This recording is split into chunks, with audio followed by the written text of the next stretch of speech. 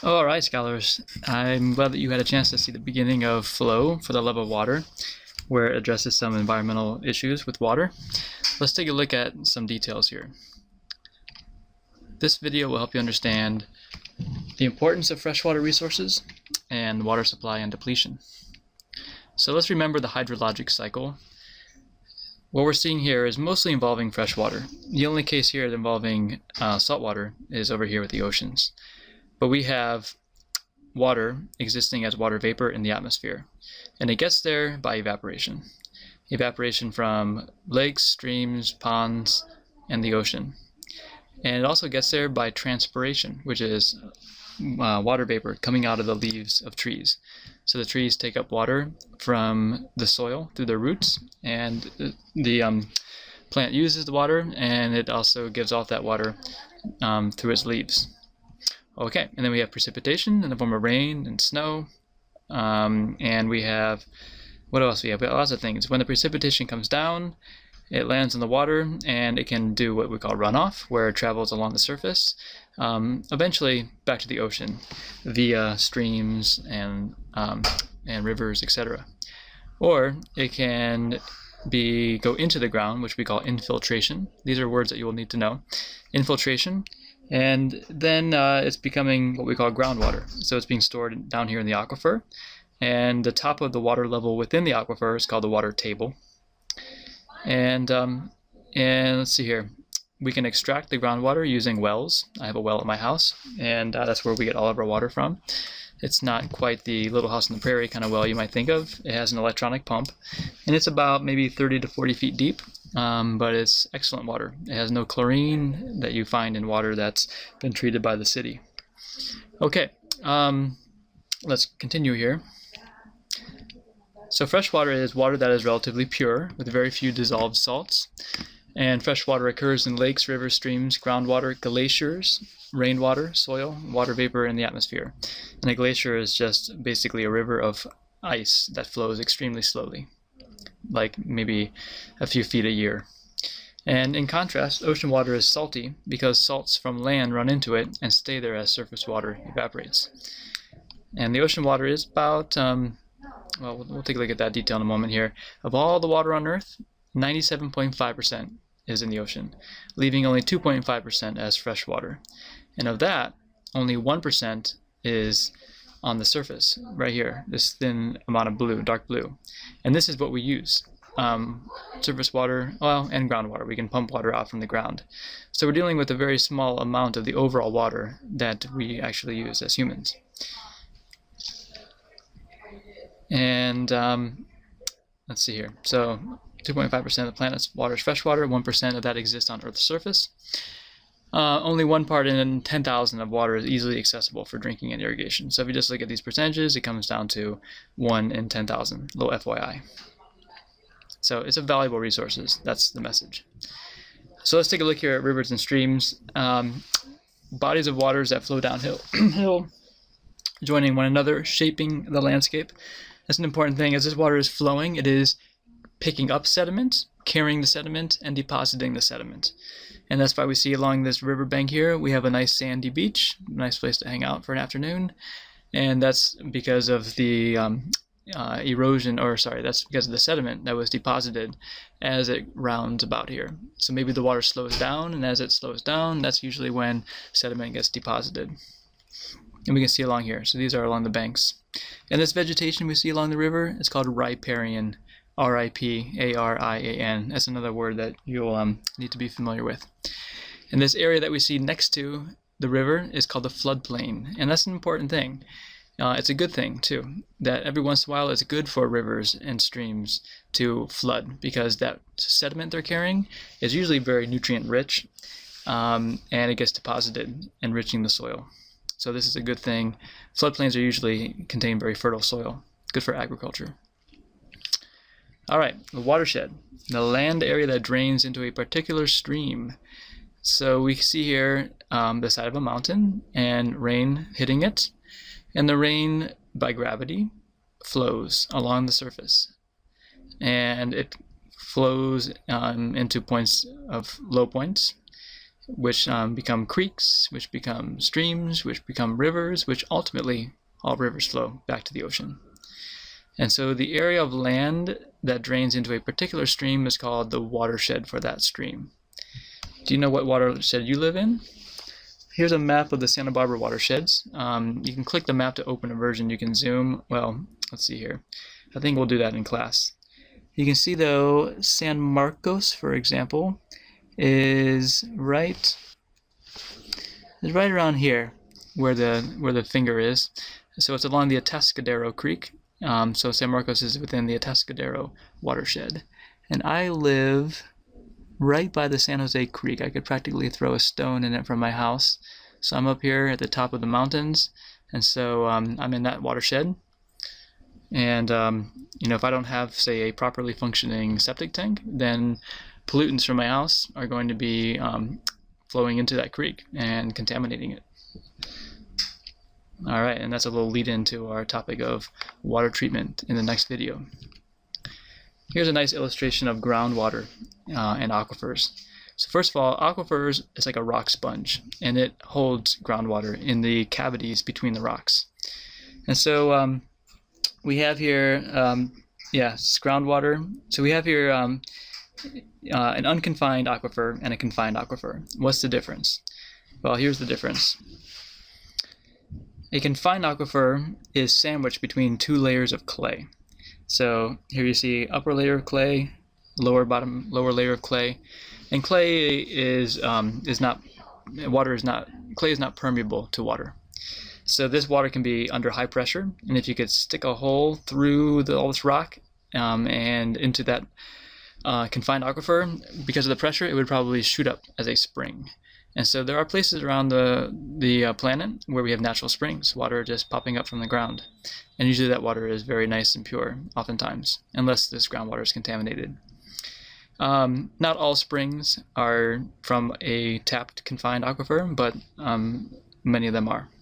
Then we have unconfined, which is under less pressure because it's not sandwiched between clay. It has clay underneath but no clay on top, so it's just under less pressure.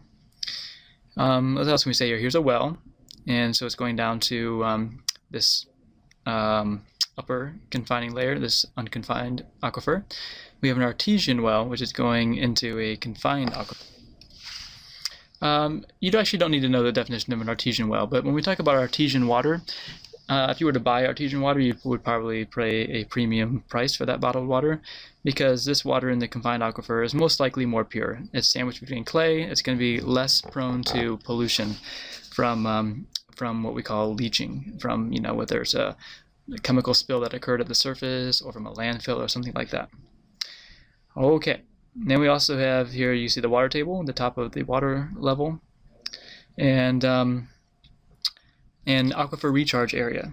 So recharge is just water that's hitting the surface of the earth, soaking through the earth until it gets to the aquifer, recharging it, adding water into it. All right, let's take a look at some details here. Groundwater, definition: water beneath Earth's surface that did not evaporate, flow into rivers, or get taken up by organisms.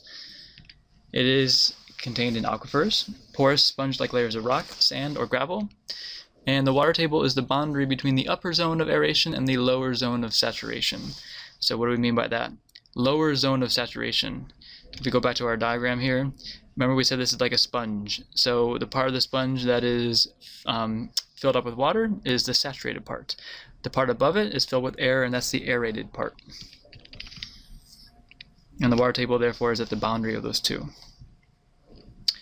Okay, aquifers, definitions here. Confined or artesian aquifer is water under pressure, trapped within impermeable layers, often clay. It could also be layers of impermeable rock. And we have unconfined aquifers, water under less pressure, no overlaying impermeable layer. And the aquifer recharge zone is the geographic area where water infiltrates soil and recharges the aquifer, and that's a beautiful thing. It's something that's not happening enough because we are withdrawing water too fast. Here is the Ogallala Aquifer, and it is the world's largest aquifer. It is underneath the U.S. Great Plains, and it makes agriculture productive. This area that we're talking about is the breadbasket of America, where we grow lots of, traditionally we grow a lot of wheat there, so breadbasket. And you can see it covers many different states, one aquifer. And you can see where it is thickest, 800 to 1,200 feet, and that's in central Nebraska here. But the thing is, it is being depleted by use for irrigation. This is grasslands, so there's not a lot of precipitation happening here, but we have excellent soil, so we want to use that soil.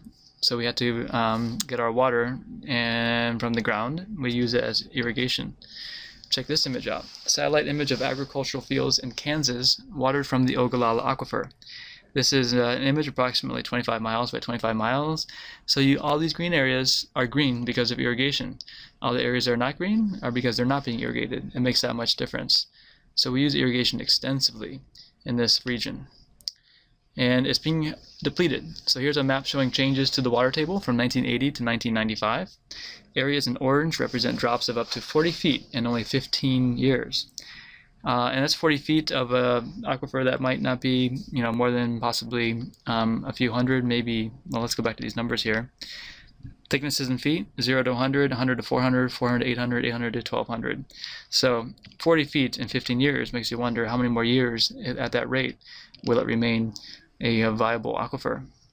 So take a look at this. These areas here. The areas that are dark red are areas where the water level, the water table is dropping the fastest, and as we said, 40 feet in 15 years. So that's alarming because it takes a while for water to recharge. And this water actually is usually water that's in the aquifers is there for hundreds of years in some cases even longer, because it goes down there and it can be stored there for a very long period of time. So this recharge process is slow. And let's take a look at these available freshwater resources. Our country, has a pretty reasonable. We're in the green, we're in the middle zone, but places of the world like the Middle East, very dry, very little available freshwater per capita, per person. Northern Africa, of course, the same. And look at Europe. Europe is also pretty low, yet they have a very high population density. So they are dealing with water issues, trying to make their water sustainable. And because of that, they're a little bit more proactive, progressive about how they manage their water. They have a greater number of water-saving faucets, or what we call low-flow faucets, low-flow toilets, things like that.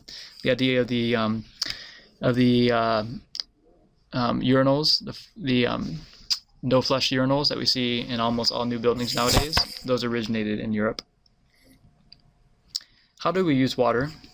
Well, we use it for consumptive uses, meaning water is removed from an aquifer or surface body and not returned. And so, for example, most agricultural, industrial, and residential use falls under this category.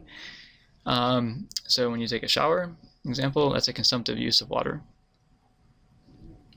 Then there's non-consumptive use. Removal of water is only temporary. So example, water passing through a hydroelectric dam. We're using the water, but it's just going from the top of the dam to the bottom of the dam. And this is a pie chart showing the breakdown. How much water do we use for industry, like factories? In manufacturing, you have to wash things. You have to put chemicals into solution, and actually the biggest thing though is for cooling water. That's the number one thing. When you have factories or power plants where you're generating electricity, you have machinery, you have heat engines that need to come in and cool in order to keep the process going. So usually these kind of things are built next to a river where you can take in water from the river and allow it to pick up heat from your power plant and then expel that heated water back into the environment. So for our electric power plants, that's where most of this industrial use is coming from. And then of course our agricultural use, irrigation. And then domestic use, things for taking showers, washing cars, cooking, etc. And you can see India, they have a lot higher percentage used for agriculture. And Lithuania, a lot higher use for domestic. Why that is, I'm not quite sure. Okay, so at the end of these notes, I'd like you to write a summary and then turn to part 2 where we'll take a look at water pollution and the water treatment process.